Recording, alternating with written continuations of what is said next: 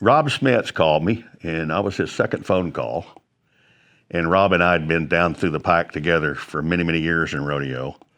And we got emotional, and I was just overwhelmed. I had no idea, because as a kid, my sisters used to turn me loose up here, and I'd spend all day staring at the Bill Linderman statue at the end of the trail, and lo and behold, to be a member of this.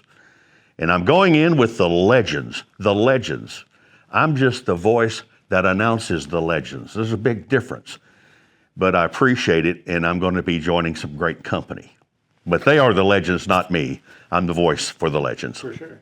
I grew up in Cleburne, Texas. I wanted to be a cowboy. I grew up on a farm and a ranch with cattle. I had no athletic prowess, but I could tell them how to do it. Harry Tompkins, the great 8-time world champion, forced me to get a pro card. Forced me to get a pro card. And then Pete Logan signed my card. And then Bernice Johnson, I'd known all my life, took me under his wing, and I announced all of his rodeos. And then my first convention job was my old buddy, Jim Shoulders. So Jim he was something else. We had a lot of fun. And one time we're sitting in a hotel room, and the old air conditioner is just kind of halfway working. It is hot, it's humid.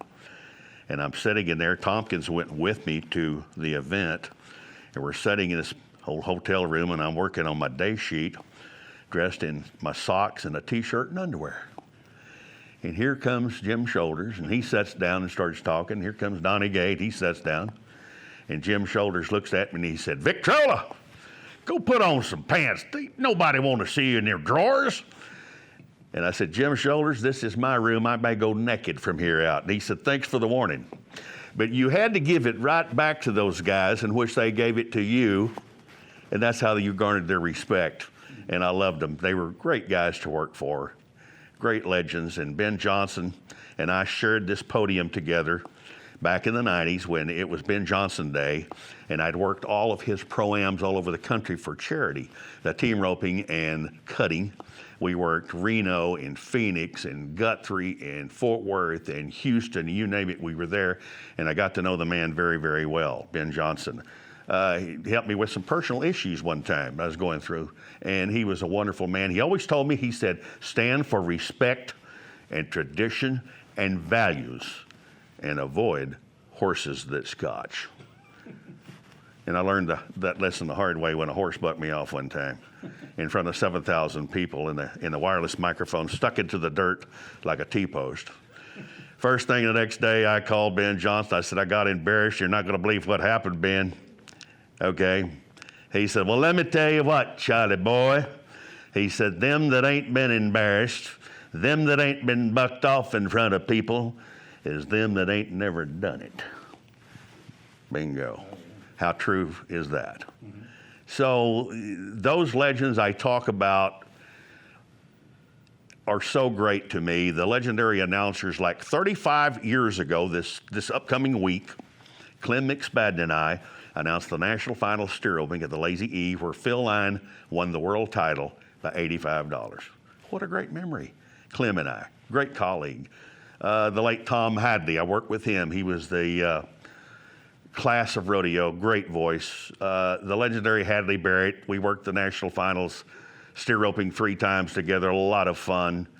And names, I'm gonna miss somebody, leave somebody out, but those guys are gone, but they're right here in my heart. And like the song says, the cowboy rides away. No, he doesn't.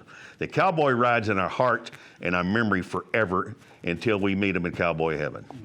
As Clem would say, somewhere up there where the grass is green and lush and stirrup high.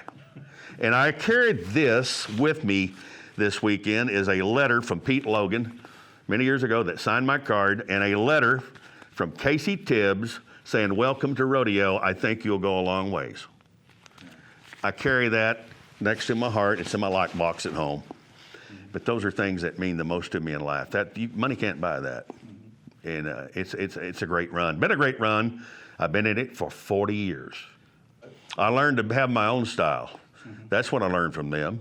Clem McSpadden said, "Just do what you do best, and you have an oral history, and your stats are impeccable. Just be Charlie."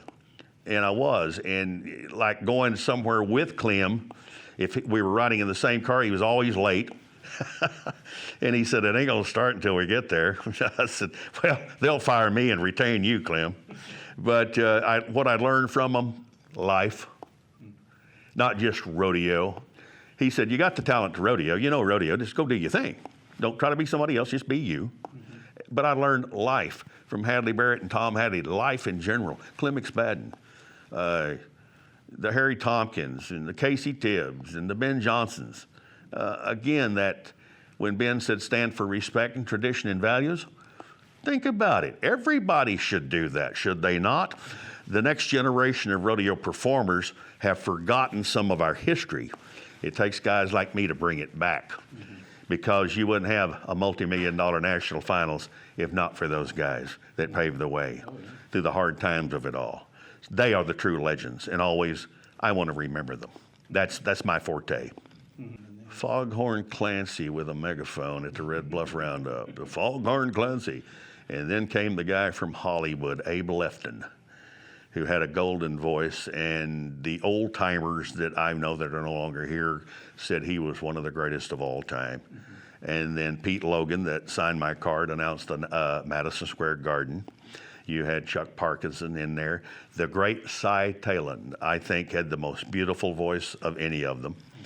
I would come to Oklahoma City for the national finals in the 70s, and I'd have a recorder, and I would, Tom Hadley and Cy were announcing together. And Tom was a great friend of mine and a colleague, and he said, ladies and gentlemen, it's the fastest timed event of them all. It's the Cowboy Wrestling event, and I'm Tom Hadley. Now let's go to the classic event, the saddle bronc riding in the voice of Cy Talon of Denver, Colorado. Thank you, Tom Hadley. I'm Cy Talon. Let's go to the man from Hysham, Montana.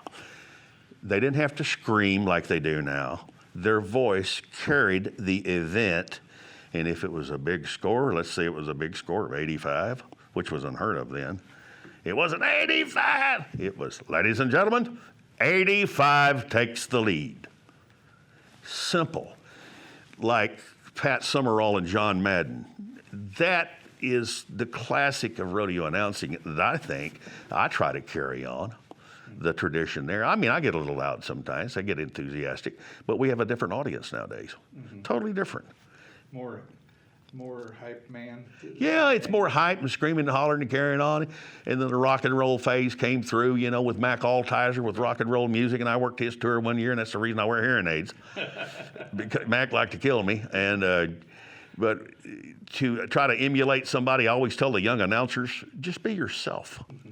It'll all come out in the wash, man. And again, go back to the respect and tradition and values of it all. Learn your history. I can't teach you history. You have to have lived it. But now it's your time.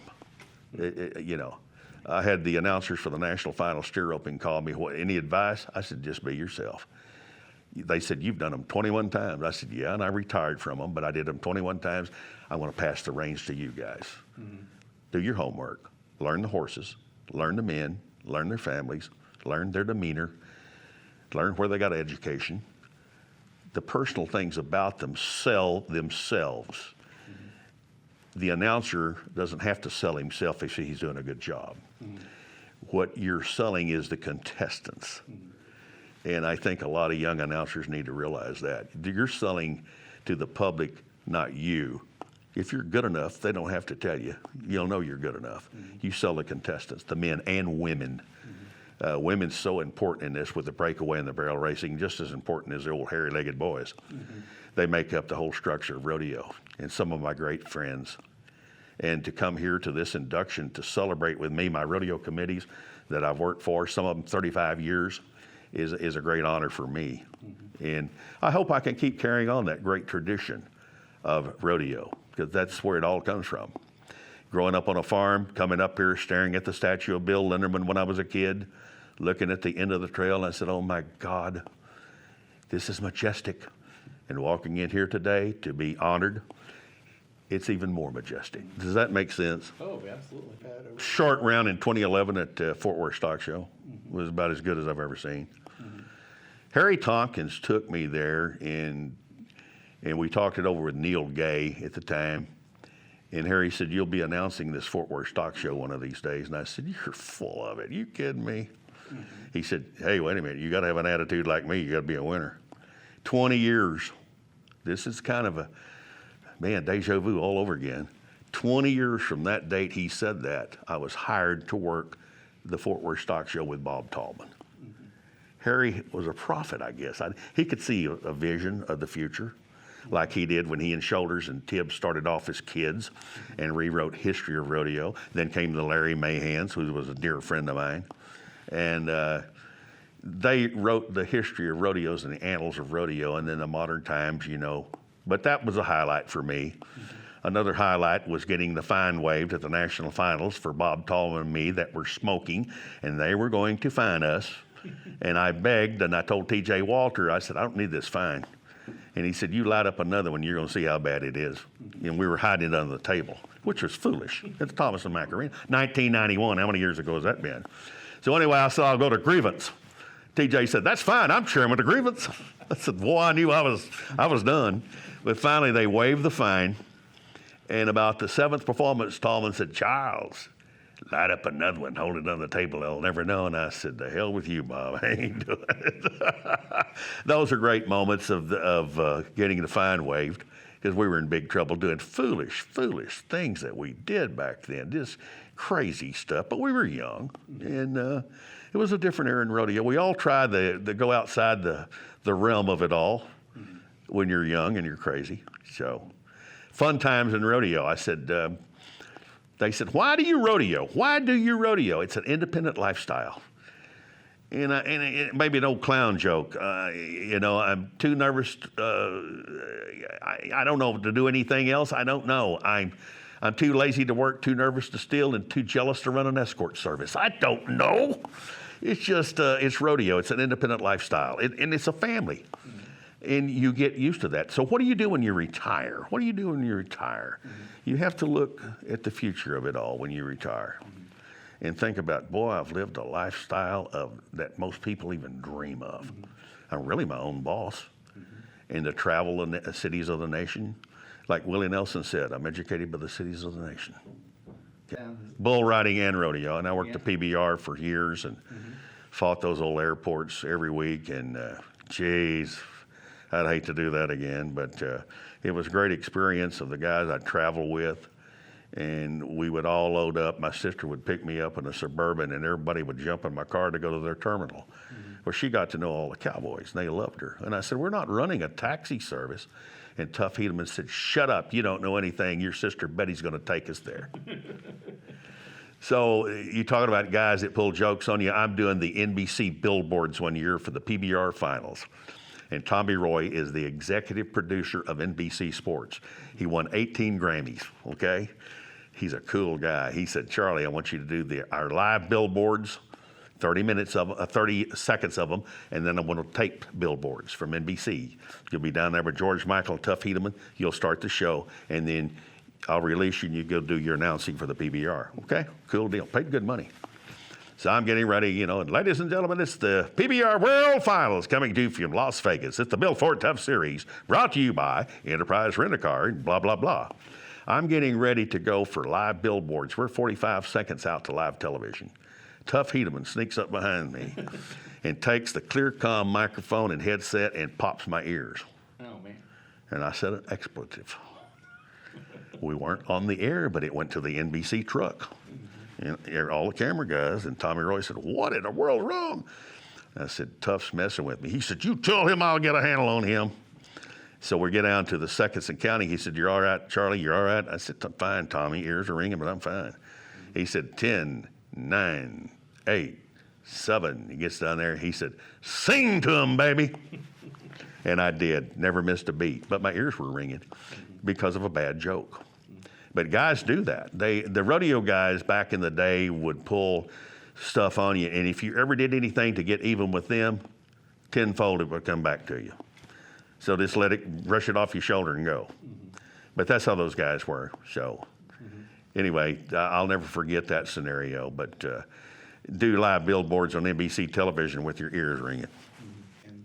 40 years ago. 40 years ago. Okay.